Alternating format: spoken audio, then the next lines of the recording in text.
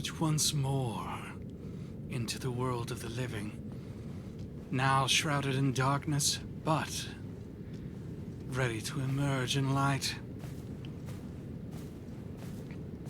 We now sit in High Road Cave, but we know the path forward. A spirit spring awaits us.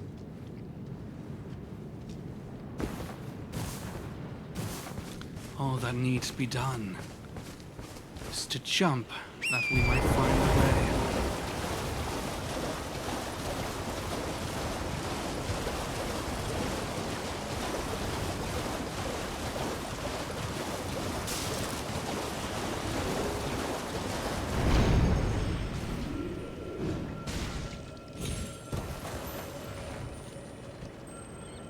And there's that bridge.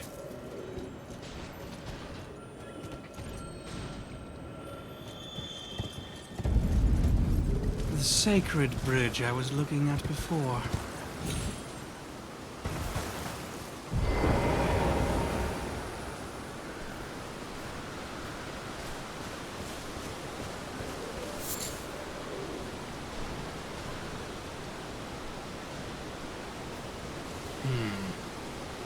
Crimson, pink, and fuchsia flowers are dotted about here, as well as yellow ones.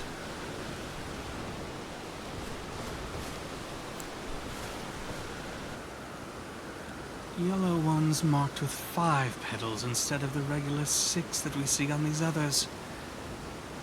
Although, many of these crimson ones are quite clumped up. They look like splotches of blood.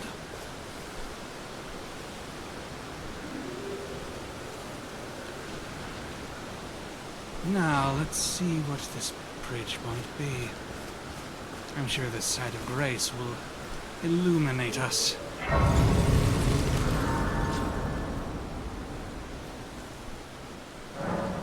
The Saintsbridge. Immediately, Saint Trina comes to mind, but that is not actually the one who this bridge celebrates. A man with a sword held before him, standing majestically, cloaked, such that we might not be able to discern his identity, at least for now. And, just like below, the saint is accompanied by another, one that wears a hard shell upon them, but this time upon the head rather than the rest of the body. This creature does not seem to be quite as wise as a turtle.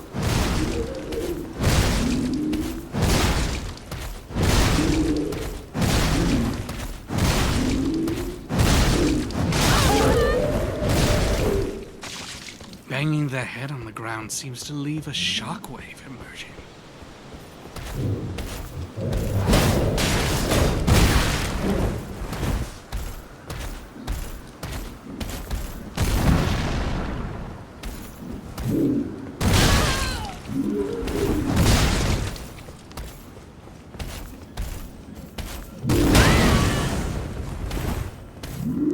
Dear, oh dear.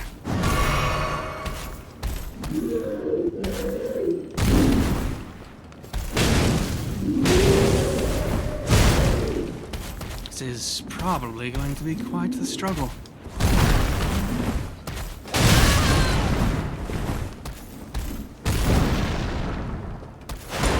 Pumpkin, they were called. That's right.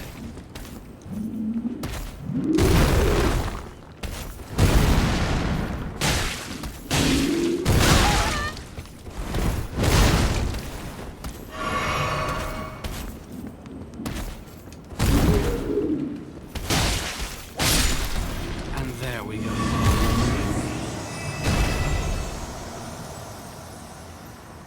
Oh, the madman had left a nobleman dead on the road. I didn't notice until quite this instant.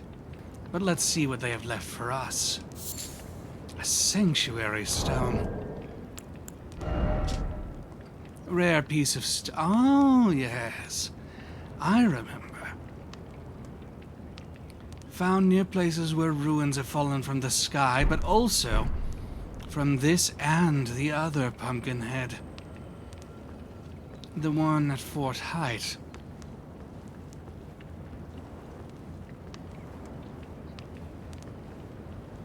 At least one of the victims of this Pumpkinhead has left something as well.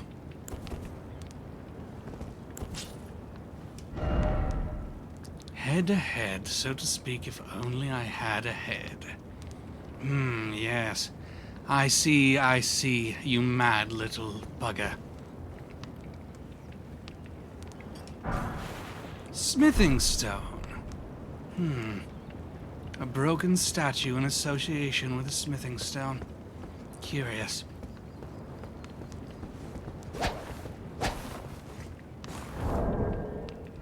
I think I'll switch this out for the shield, though.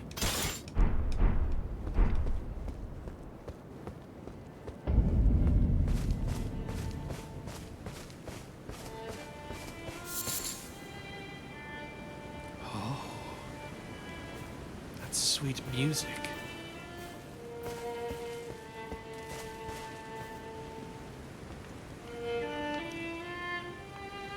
The wise beast suggests I pay attention to this man, and so I shall.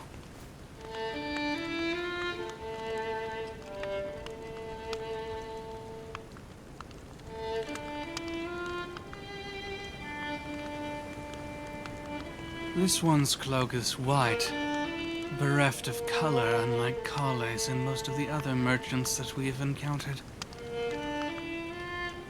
And he wields a silver hand as he makes this music, this haunting melody.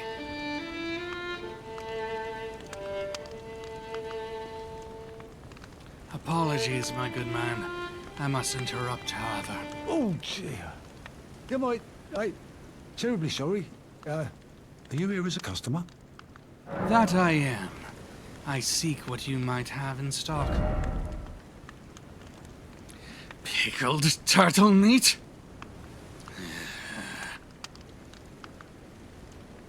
I shall give you the benefit of the doubt. After all, your instruction manuals talk about things that you might make in the face of sheer scarcity, so perhaps you found those dead turtles rather than making them yourself.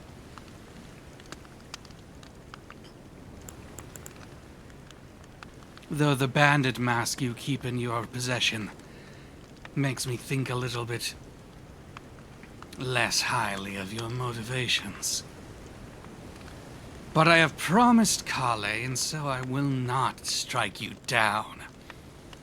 Little man,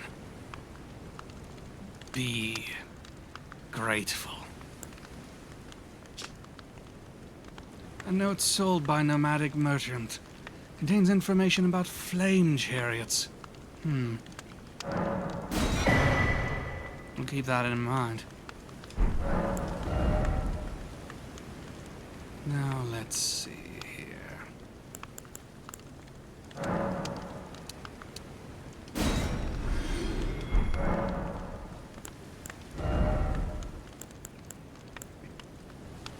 Do I have a short sword yet? It would seem not. So, I shall take yours. If you would please kindly hand it over. As well as this cracked pot. I'm always looking for another to, well, add to my collection. I have a strange fondness for them, as they remind me of my own condition. Poison bone arrow. Poison bone bolt. And pickled turtleneck. All together. Turtleneck meat pickled in a bitter medicinal solution. The nutrients churn throughout the body, practically boiling out endless power. Ah, I see. It is green, just like poison. And I am now reminded of an interesting saying. 'Tis the dose that makes the poison.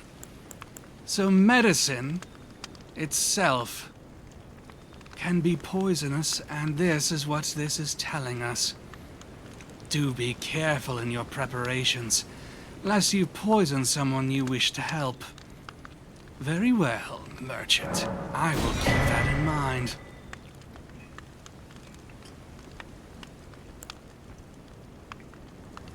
And perhaps I might benefit from having a little bit of protection from poison, despite the fact I won't wear it.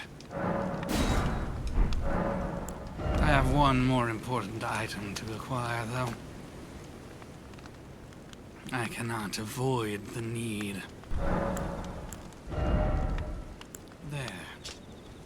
A long-handled polearm that combines the functions of both an axe and a spear.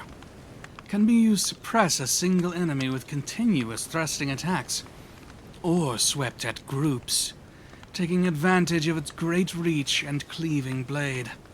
A versatile weapon for any circumstance. This very much reminds me of a weapon of my own.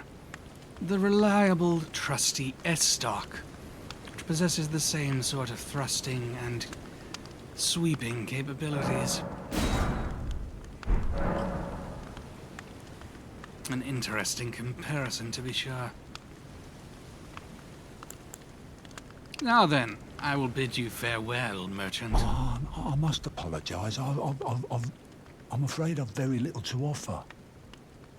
No, no. That was more than enough.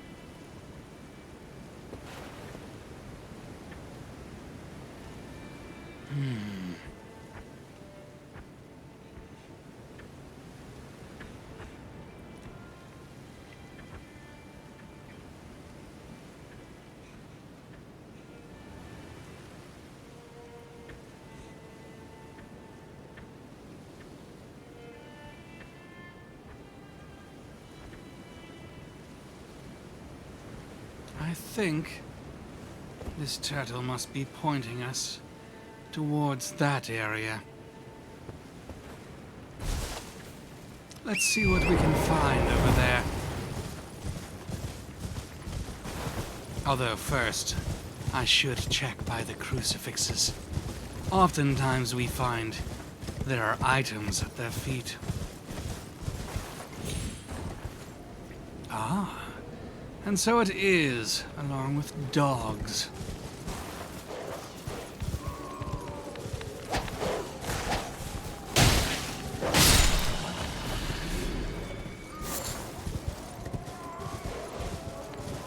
Come, come, little dog.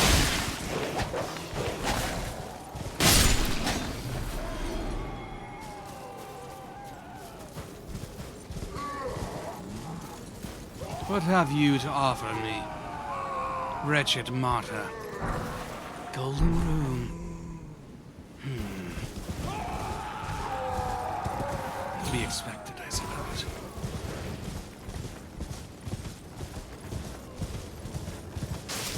Now to the actual path that is being laid before us.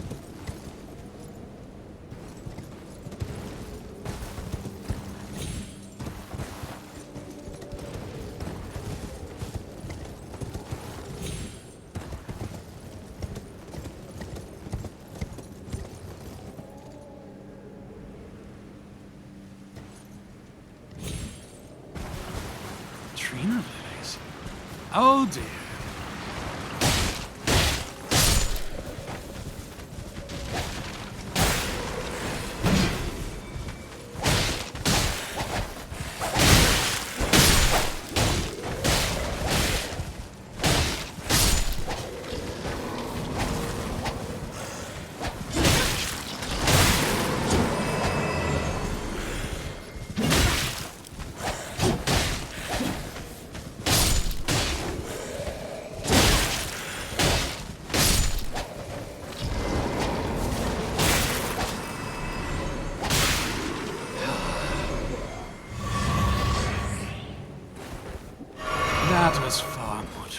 it was worth.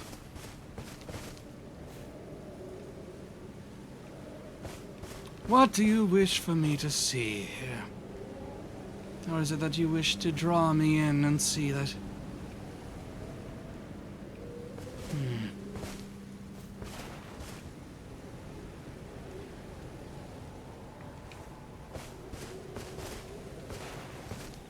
What is that? It's hard to tell.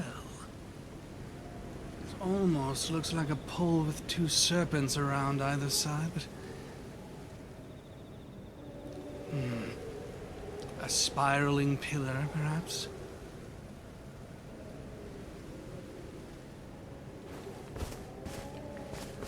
Shame it's so relatively eroded.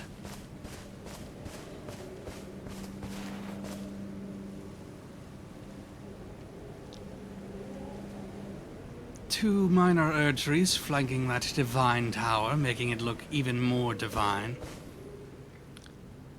A darkened blue moon hanging overhead.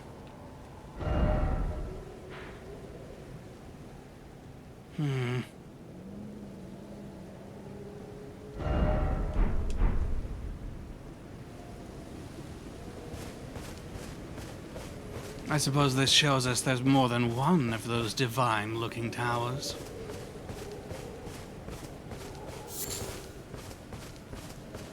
But I suspect it might simply have been the fact that those undead were going to spawn there that our dear Trina wished us to see.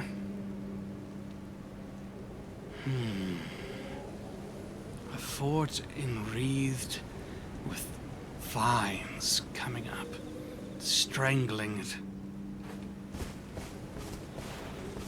And it would appear to be a church over there. Back, well, far into this unknown territory.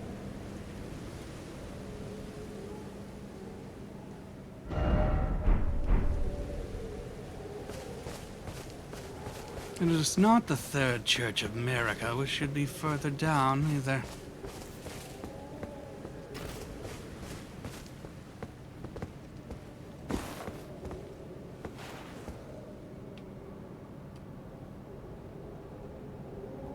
Yes, there's that troll and there's that church. So that's a different church in the same line. Though. Two divine trees flanking it like pillars on the rise. I wonder what could be that causes it to be so necessary to evoke divinity in that one. Regardless, I shall collect these Trina lilies. The message has been delivered after all.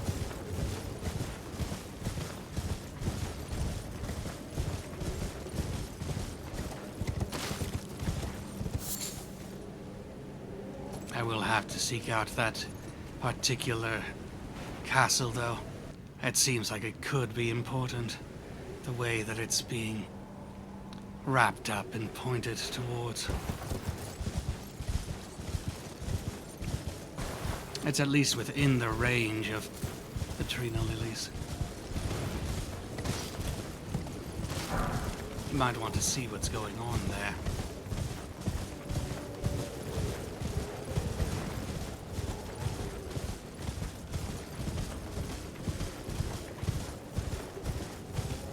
And there's our friendly turtle.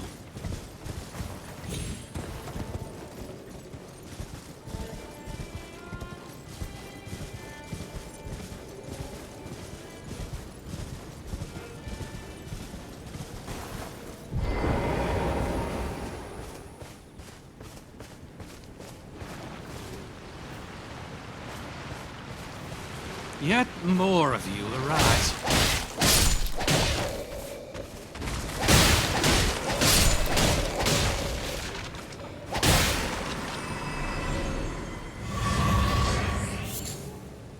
Human bone shard. Yet again, I'm reminded that those things used to be like myself.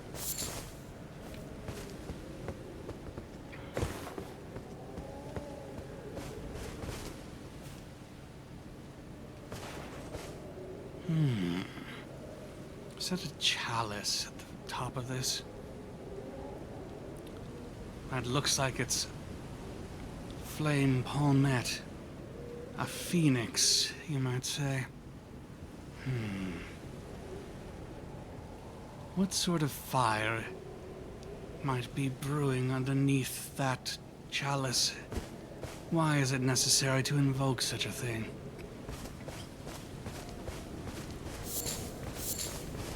Some very interesting grave designs, though.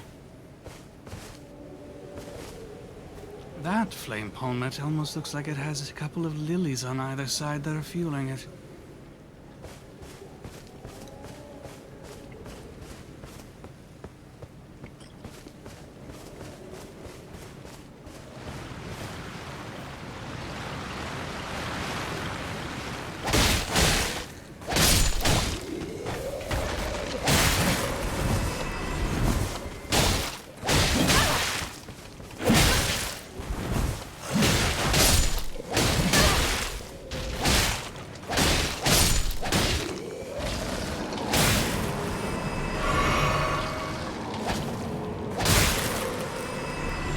Dear, oh dear. Giving me trouble, these things are.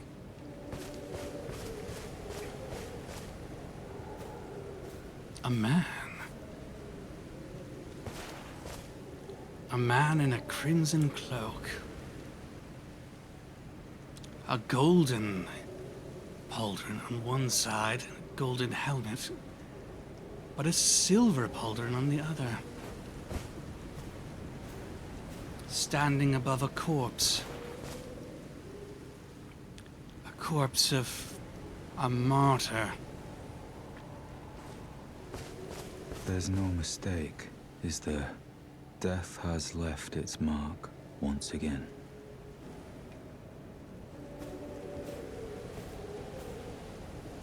I'm sorry.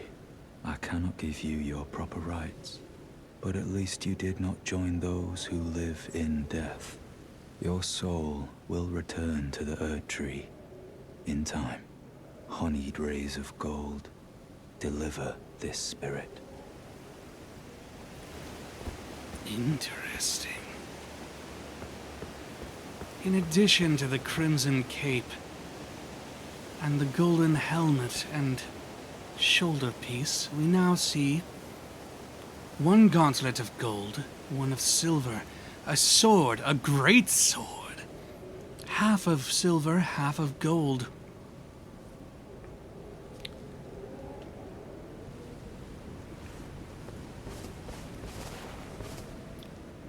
Sabatons, which have gold and silver characteristics.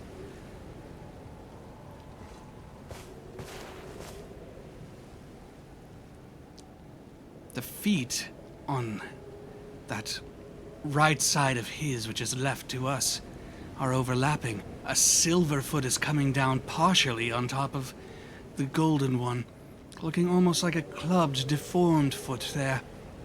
But on the other side, they meld and form a much more proper foot.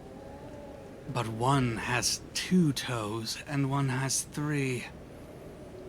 The golden armor has blackened floral patterns going on there, and the silver leg armor does not fully overlap the gold, leaving a space of chain as the only protection there. It looks like they're struggling to form a singular united front, clashing with one another. Going further up, the thigh girdings look much more well adapted to one another. But then when we get to the folds, I believe they're called, you have one which is a proper military setup, composed of multiple interlacing plates coming down the side of the hips. And then one which looks like it's almost a dress coming down across the hips. being bedecked with jewelry on one side. And in between, it looks like you have electrum coins almost, strewn like scale armor. Which reminds me, this intermingling of gold and silver calls to mind the Erdtree Sentinel's horse armor, with its leaves that intermingled the two metals equally. But in his case, the entire armor is marked with this awkward equality. And even more than this, it marks him as if he had another half.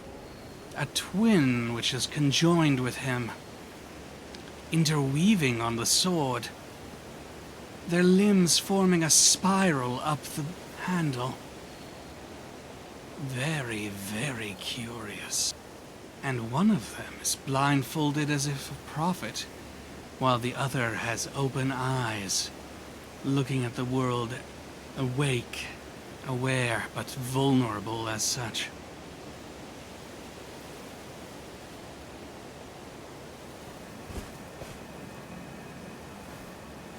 So, let's first off, before actually talking to this person, consider some context. Death has left its mark once again, is reflective of it somehow being the state of the world now, that the norm is for people to have unending life. So much so that as St. Trina showed us at the Agheel Lake's dragon-burnt ruins, people were invoking the dragon's violence as a mercy, praying that their feral flames burn true, and offering it sacrifices for the sake of ensuring that grim task. Thus, it is most intriguing that this man laments the death of this person's soul. Now, another thing to note. This person is of a priestly occupation, clearly.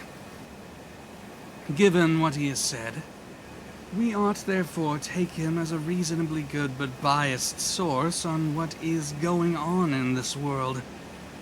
Now, with that said, he mentions a couple of important concepts here.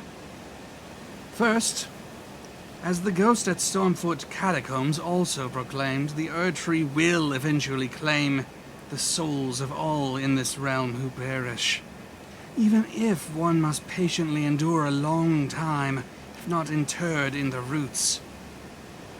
Secondly, though we do not know precisely what is meant by the term as of yet, we have just been introduced to a category of entity known as those who live in death. Now, we already know undead exist in this world. After all, the coat that we were previously wearing calls the former nobles of the capital pitiful products of unending life, undead wanderers. And, of course, we also just fought a slew of reanimating skeletons, both by the lake and here. Not to mention, of course, we tarnished are called the dead who yet live. Thus we must ask, which of these groups are those who live in death?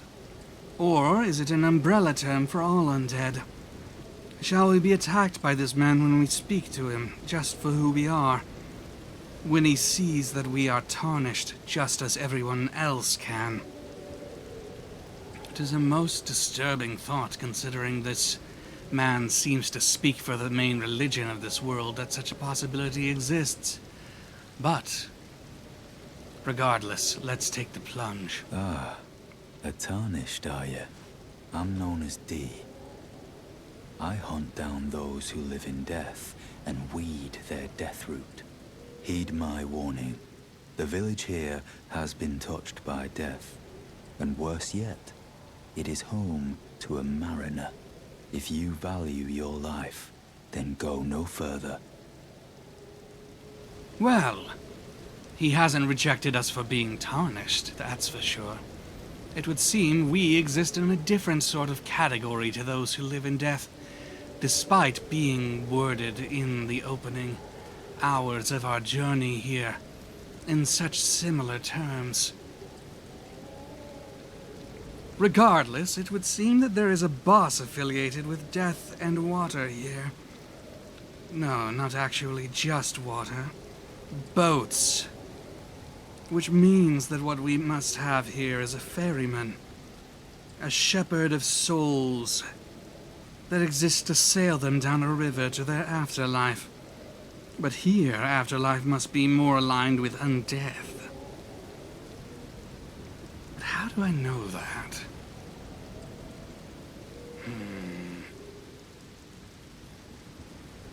Regardless, Dee seems to think that facing such an entity would put me in mortal peril. Even so, after a Geel and a High Road cave, I'm confident I can overcome this danger. Let's keep one eye out for that death route that he mentioned, however, and see if we can't find out by that means why he's fine with the tarnished, but not those who live in death.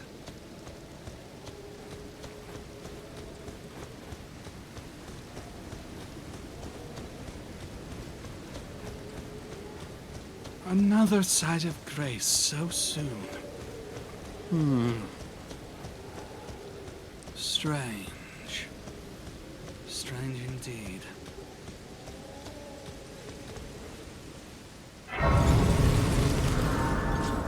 What might this place be called, I wonder?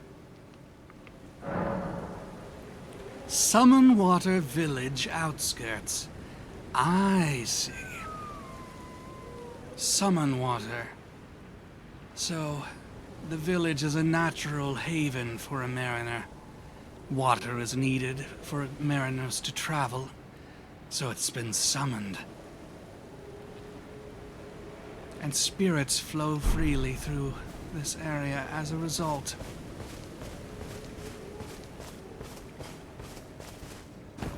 Oh. Our dear, wise beast friend. What have you to show me? Ah. That must be what is being referred to. Death route there, there, and there. And that is the mariner. Interesting.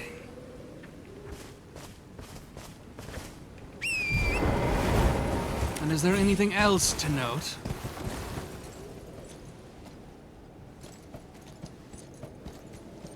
Just what we saw earlier. But now there's a sort of golden haze amidst the gloam. We can see the moon has gouges in its surface. A line crossed with arcs. Interesting. Almost like blades carving into it, as it itself forms to look like a blade. But we can't dwell too much on that now. We must instead seek out this mariner.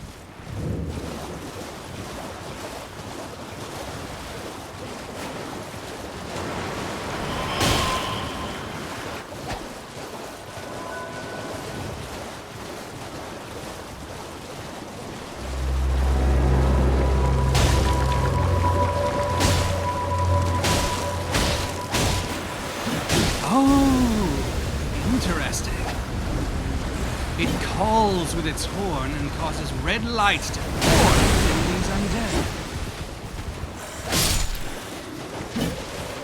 Or, I should say, these creatures which live in death are formed and brought out of the waters by this man.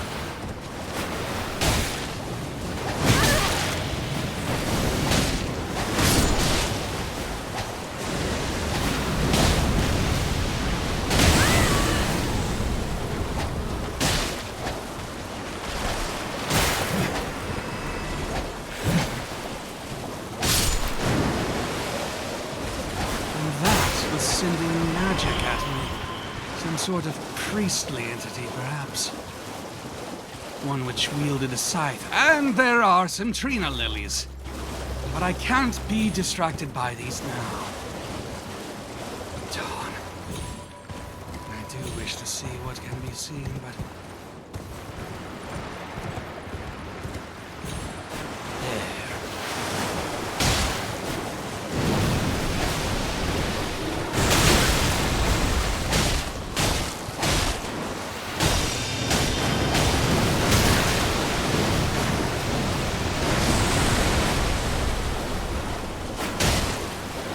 Very interesting how indiscriminate it is, considering it's summoning these things as its allies. The water washes away undeath just as easily as it could wash me away. But it can summon more and more.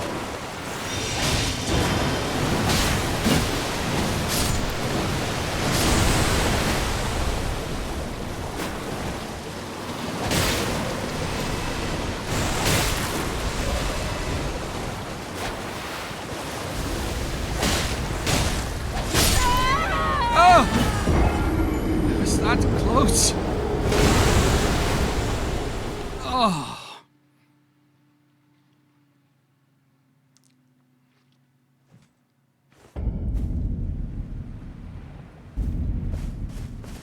But now I shall not lose the chance.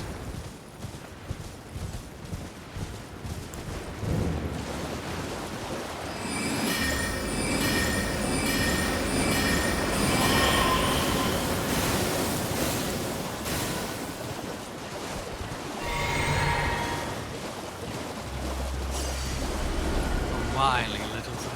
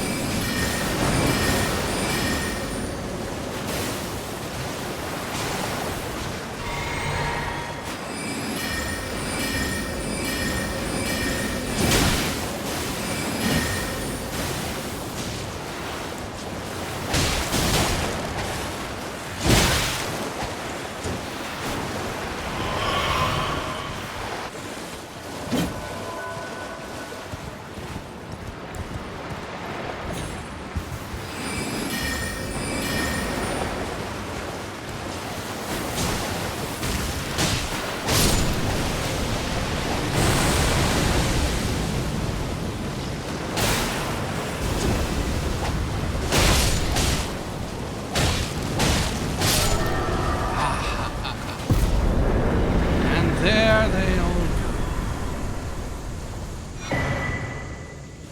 Oh.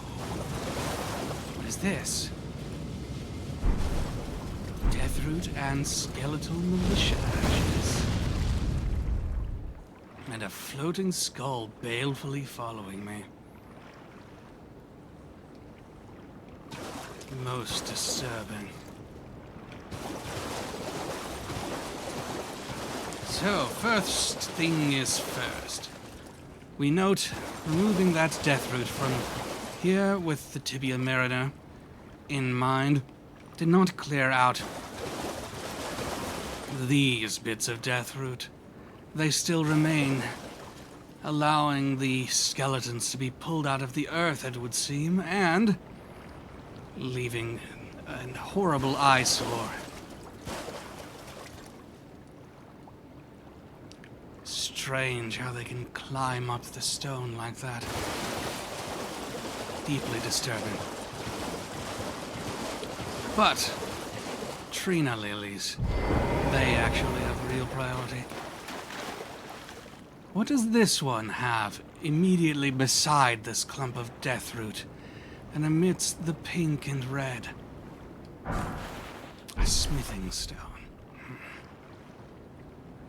Smithing stone in association with this grave.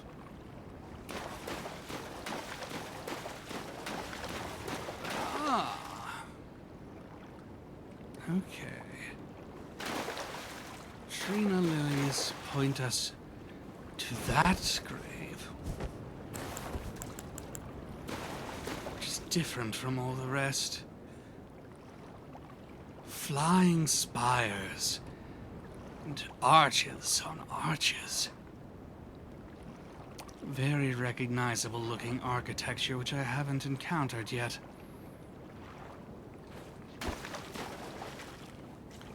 And yet, over here, there is another one. Two massive graves amongst all of these others, looking almost like castles.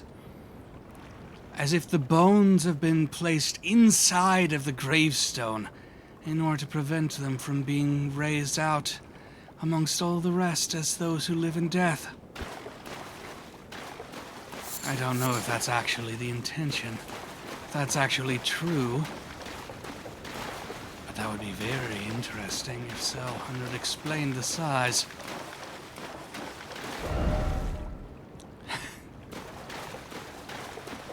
Now, let's also check this building that our lilies were standing in front of as well. That looks very similar to the Divine Bridges. So we might think this place might have been actually built at about the same time as those bridges. Though the pillars are much more primitive, I think. Let's see.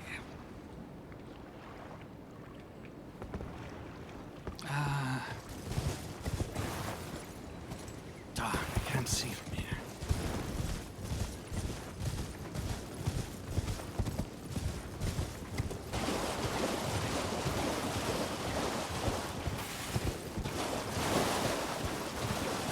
That is an archway, indicating this as a common entry that would make this a sort of sacred site.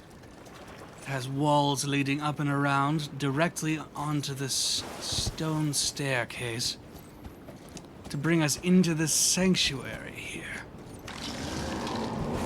Sanctuary now defiled by the dead.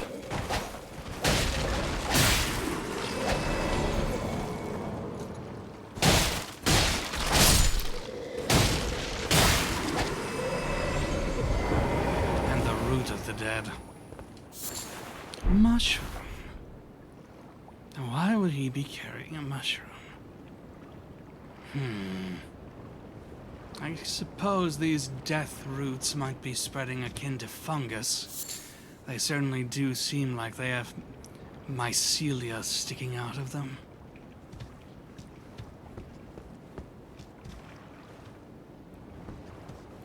Internal arches and pillars for added support. Leaves us a very grand area, highly important, and deeply, deeply infested with deathroot. Oh, and a similar exit point. One more large entryway from the opposite side. Walls coming up, leading around, but paired with other... Yes. This area. This would have also been part of the same complex, but a sort of more widened court.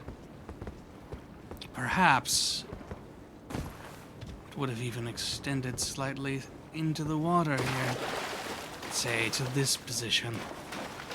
Looks like it's an area surrounding the inner sanctuary, like a That is actually what I used, a courtyard. And this is an area flanking the entrance, so it would have allowed one to either go up the stairs all the way or turn to the side and head through this area.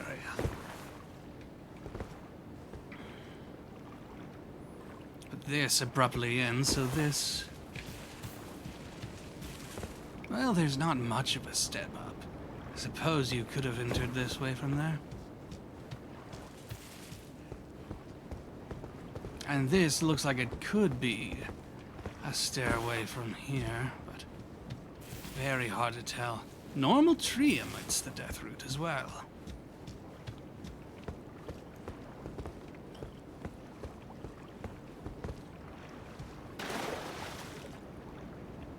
Oh, those bloody and pink-looking flowers surrounding the death root. Clumpy. And there's D. But I won't talk to him yet. Actually, no, I will. Might as well see what he has to say. Another fool who won't listen to reason, eh? But with a prowess for weeding Deathroot. How would you like to earn the strength of beasts? If you're inclined to hunt more of those who live in death and weed their Deathroot, then I'll introduce you to Garank, the beast clergyman. I have a matter of my own to attend to, and the beast himself wishes for someone to take my place. What say you? Blackened eyes. Darkness. Rather than light within the person's soul, almost. Eyes are windows to the soul of a person. Why would the root?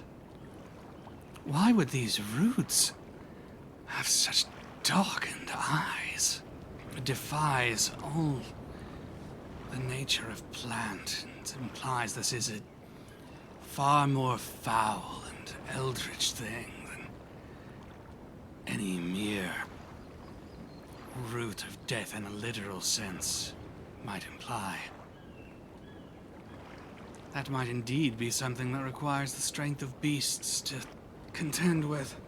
At the very least, beasts eat plants. Perhaps they'd have a way to deal with the death root. But we don't know too much about beasts yet. Although, it actually occurs to me that we do know that thin and hefty beast bones were found in the blobs of undead flesh that congregated amongst those who live in death outside of Murkwater Catacomb. So perhaps this suggests that there's common cause to fight them for beast and for man alike.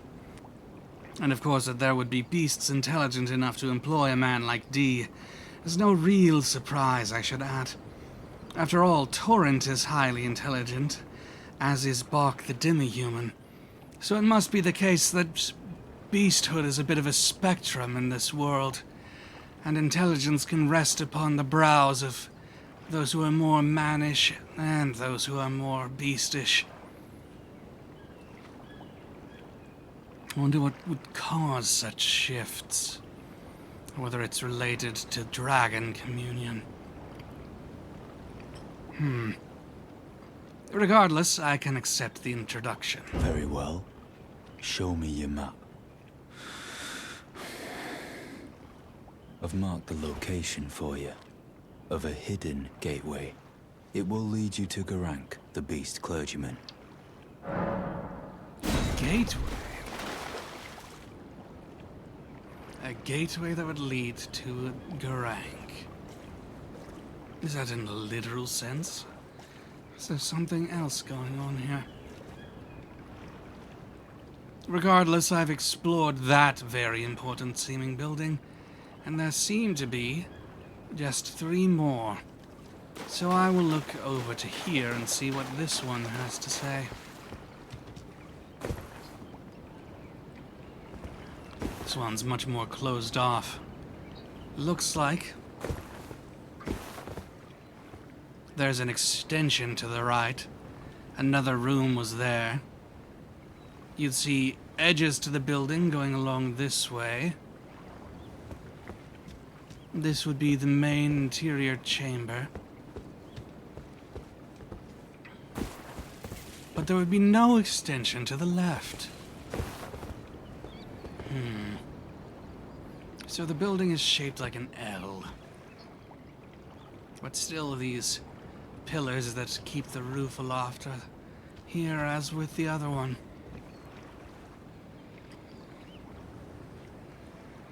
Yes, the wall ends there, so there's definitely no extension. But we do get to see crucifixion victims here.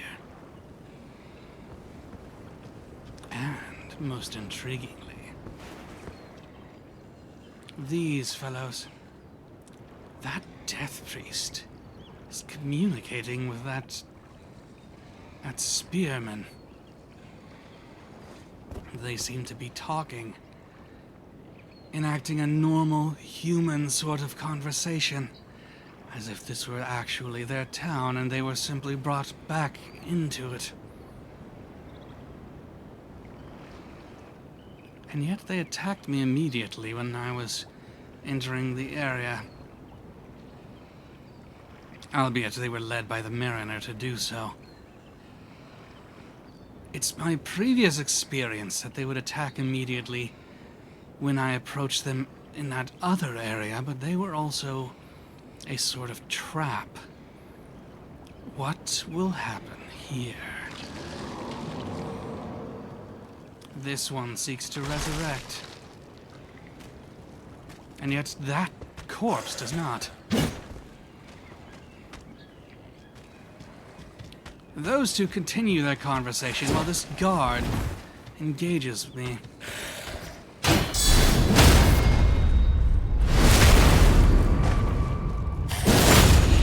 Oh dear.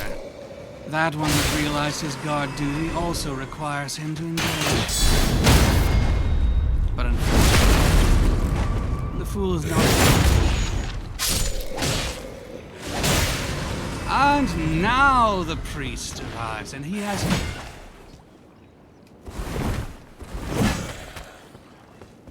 the ability to summon those floating skulls in me. Spirits without bodies, perhaps.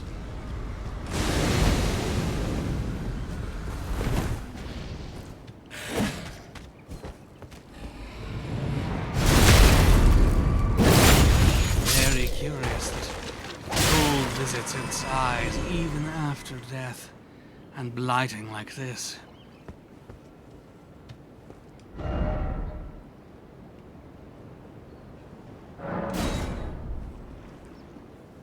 But this is interesting.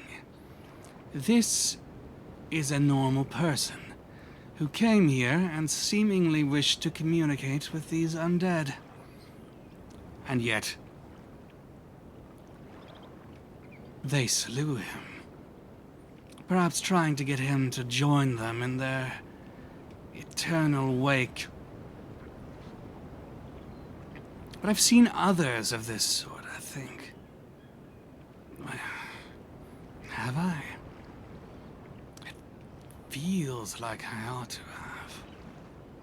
I don't know. Maybe not yet.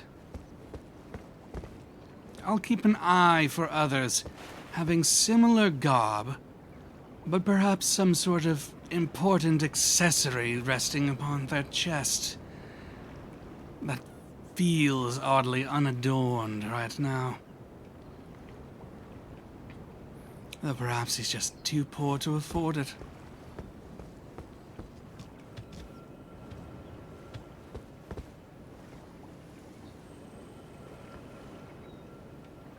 A horse skull.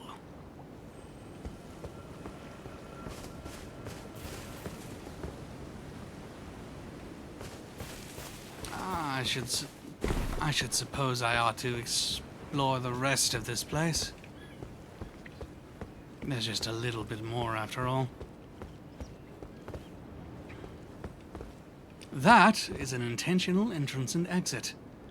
So you could, earlier on, come here and view the troll walking by. And then once you are done, you could walk down and exit out into the rest of the town.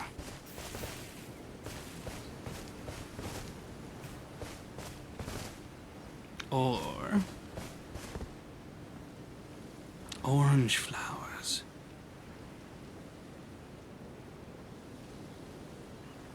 That would appear to be 7 petals, I think, but I'm not sure. But let's see.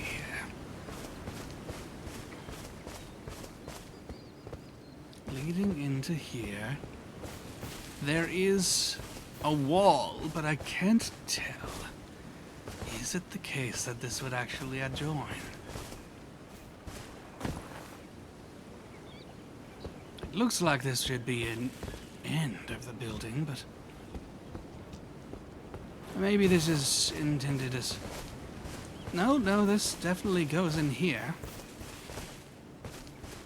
Very curious. It's an additional wall, an additional room.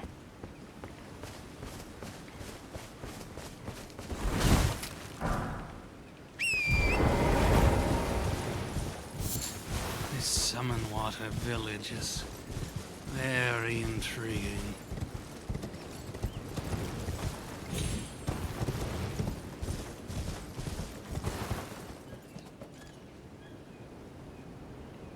And this leads directly into... I will resist the urge to commit violence against them, but this leads directly into the wolf and bear arena.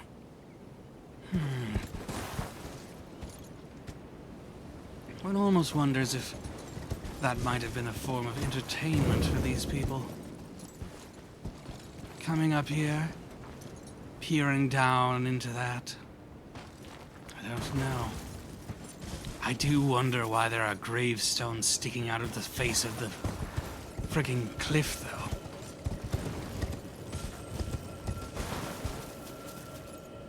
These crucifixion victims aren't. Oh. I see. I'm supposed to be attracted to this thing. Chase after the bug.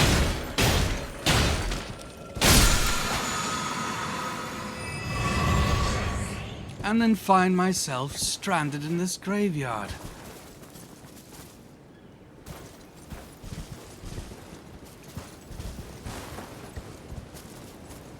This graveyard with these stone coffins,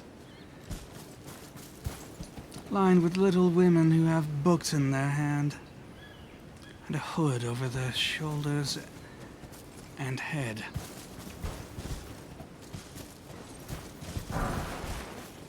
Golden rune, golden rune, golden rune 2.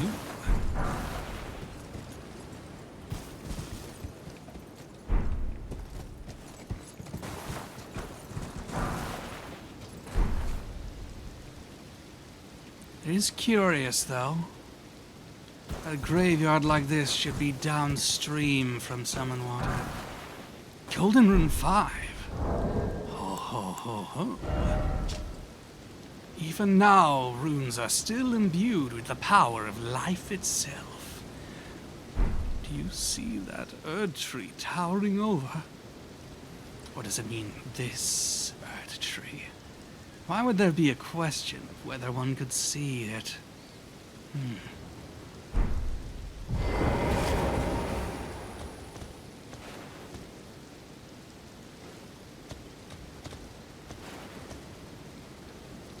A long-necked man, very, very long. With empty mouth, eyes staring vacantly out into the world, with flecks, but not complete gold. And a caved-in chest, it seems. Hips very pronounced and visible, looking as if he's been emaciated. But that could just be the rigors of death. So, a graveyard associated with Summonwater, but downstream of it.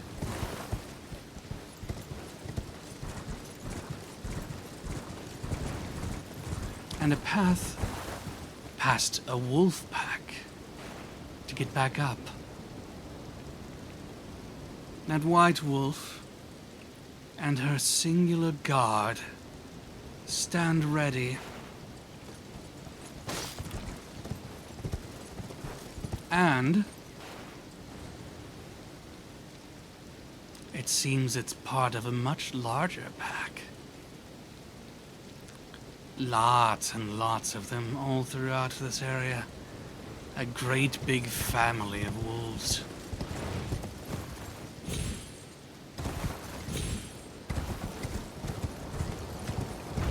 Treat us, Lily.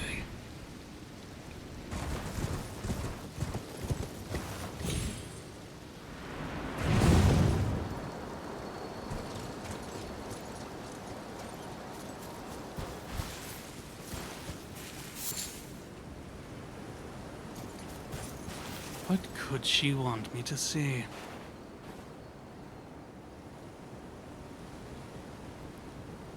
Is it this pair of wolves staring down at the Third Church of America?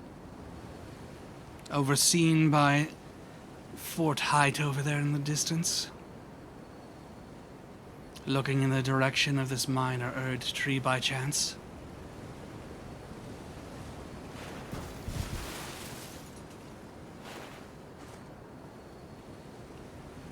Are we supposed to take note of the wolves and remember them for later interpretation of symbolic meaning? Maybe. Two wolves, a mated pair, looking on over a large, large family.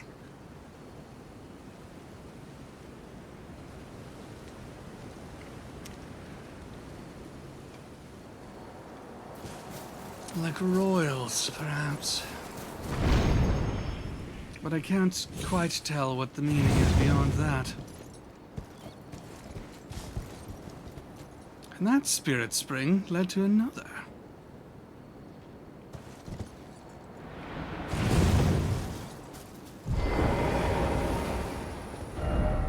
Visions of warrior in a tunnel ahead. Tunnel ahead, then visions of warrior. Tunnel ahead, then let there be warrior. So there is a tunnel over there, which we got to keep in mind, but I'm not ready for it just yet. Summonwater calls.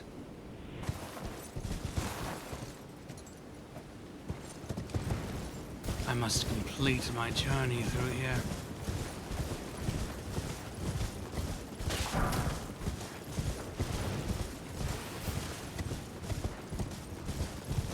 So let's see.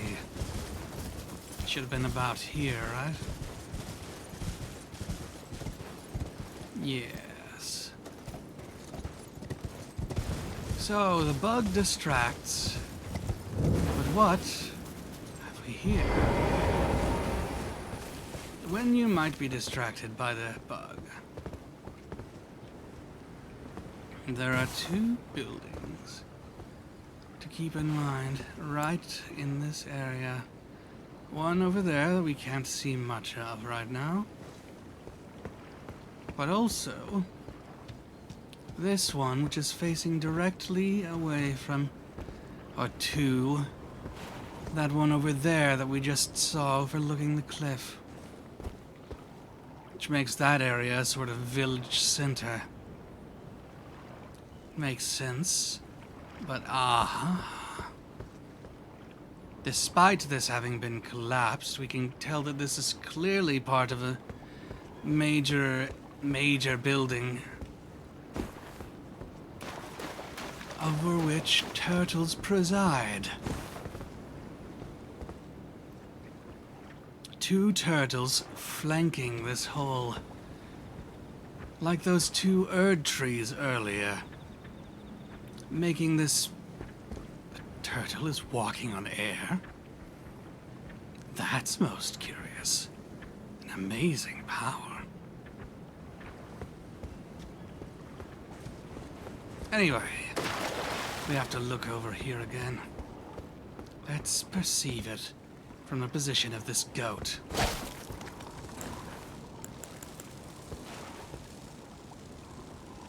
Yes, the two turtles flank the hole like pillars, marking it out with their association with Trina as a place which is sacred. And these torches themselves make it seem as such, especially given it's being guarded. This sacred seal. Now, though, my stone sword has been lost with use. Let's see what's in here. 1, 2, 3 more lights. That makes 5 flames. Before entering here, the Sanctuary of Turtles. Most excellent. 1, 2, 3, 4, 5, 6, 7, 8, 9. 1, 2, 3, 4, 5, 6, 7, 8, 9 candles lit. This is truly a divine scene.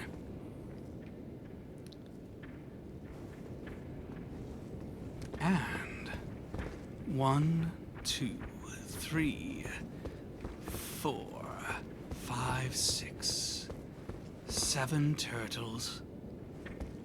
And 2 more out there. Doubly divine. Incredibly potent. Wait. 3, 4, 5, 6. Oh. It's just 8 turtles. Regardless, that is a potent sort of crucible of turtly might. All of them pouring their vigilance and energy into this place. Divine and refined. And in this hidden chamber, we see 5 lit candles.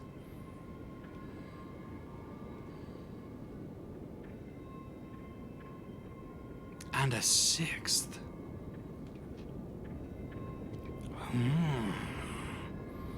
Most curious. Green turtle talisman. This must be a holy relic which I shall gratefully take upon myself and investigate. A talisman in the shape of a green turtle. It has 6 poles. Just like the 6 candles in here. 6 plus 8. 8 turtles, 6 internal flames. So, that's 14 and 15, which means the signs of the moon and the dragon are being upheld as significant here. Turtles are known by the ignorant as a nutritious ingredient, but are truly symbolic of inexhaustible power.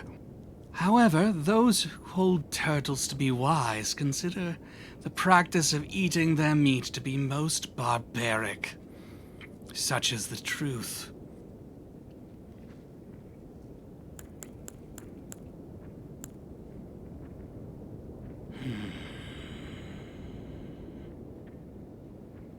A green turtle in particular. Green being brought forth. Green being referenced with unending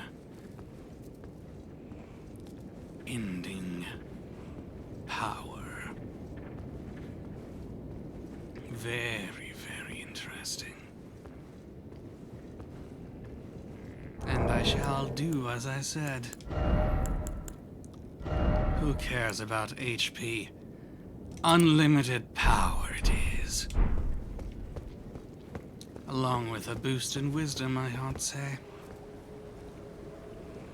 Thank you so very much, O wise beast. I shall bring this forth and be a force for wisdom in the world by your leave. I do hope they find that the sanctuary still holds and protects them from the deathly fruit of this death root, though.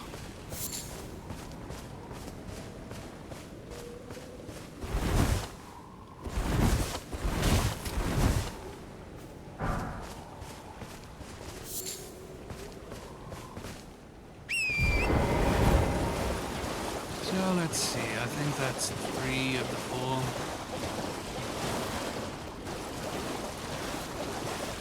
Oh, this place was already explored.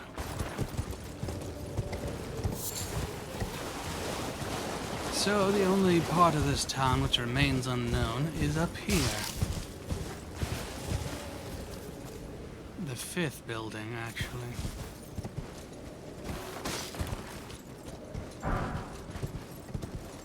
So stairs led up to here. This was a landing. That is an outer sort of platform, just as this one. These would lead inwards and along here. But it looks like the area was walled off originally.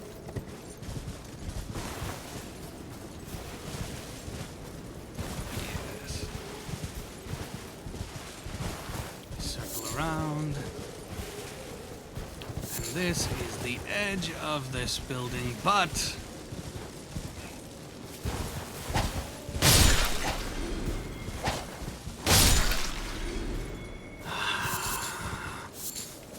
excellent.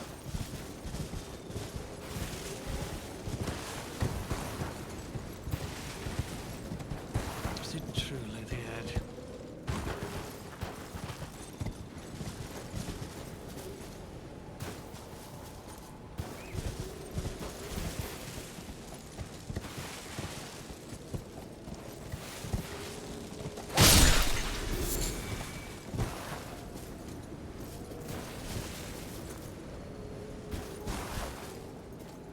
Seems as if it must have continued on this way. And perhaps ended here. One secondary room on top of this first sanctuary. Just like this side actually continues over here. Despite being collapsed there.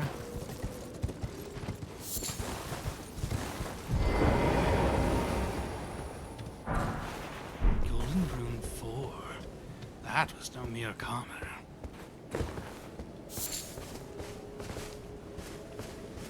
So, there were towers on the side.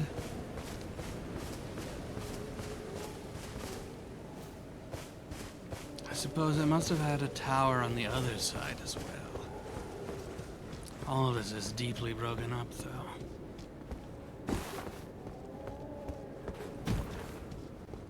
Yes, that's what this seems to be. Tower partially in place here.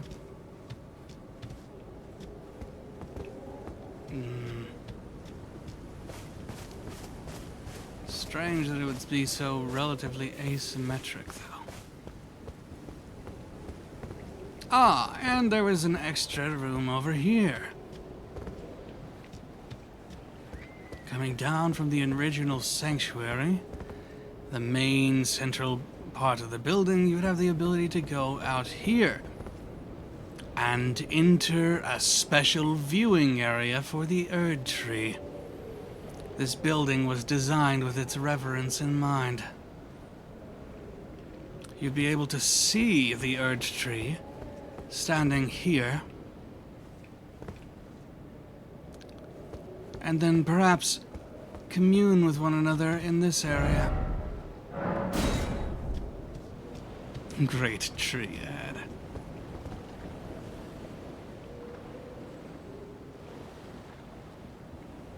Oh, that's curious. Are those roots? Vines wrapping around the edge there?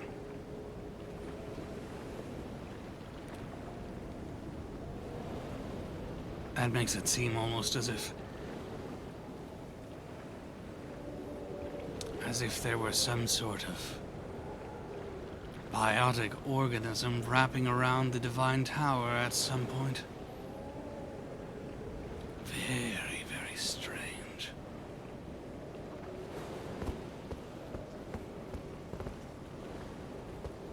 That does make it interesting, though. A minor Erd tree over there, the major Erd tree there, and then some sort of other tree to the other side. Very, very balanced. Excellent position for that sort of thing.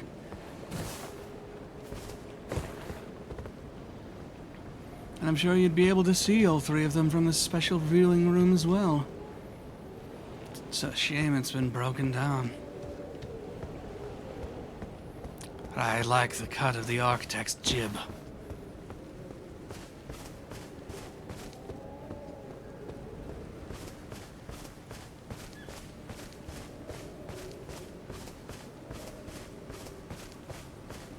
Now, it looks like I have two choices. One, I can head over this way into unknown territory, the opposite direction of Stormvale.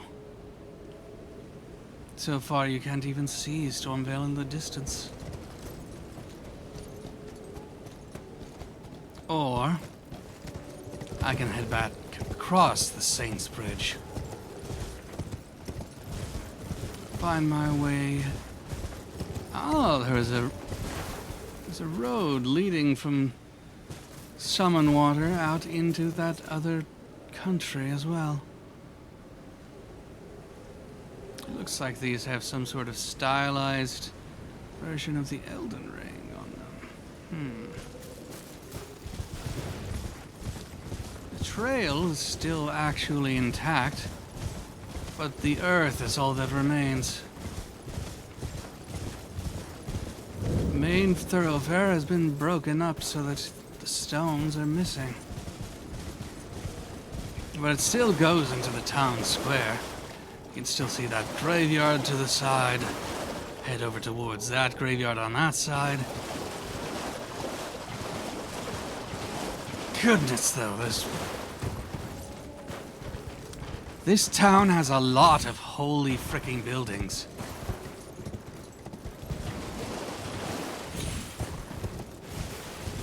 This one seems the least so, but its design is still like a monumental temple. And it also had that conversing area at the bottom, just like that other one over there.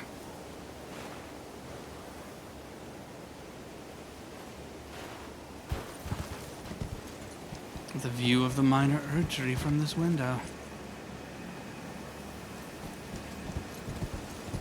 And that minor urgery from this.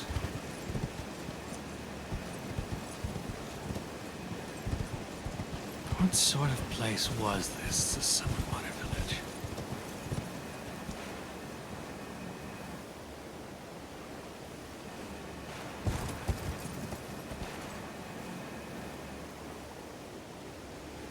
Okay. Yes. These arches do very, very much look like the arches of the Divine Bridge over here.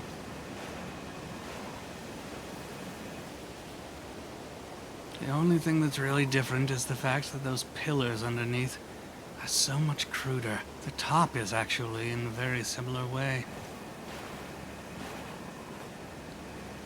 This has windows somehow, though.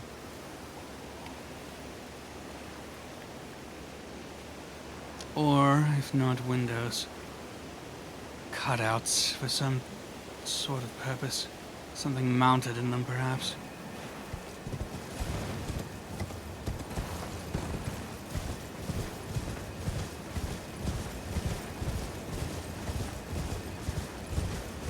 And presumably, this would be the same road, going out of Summonwater Village.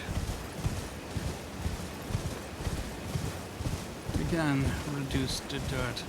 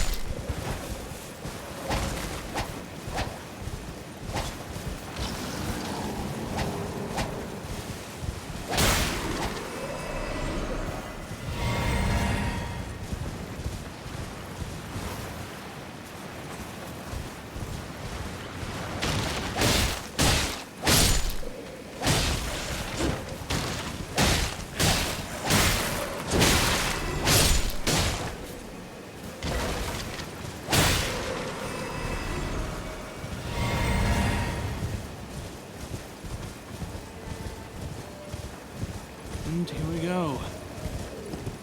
The Pumpkinhead returns.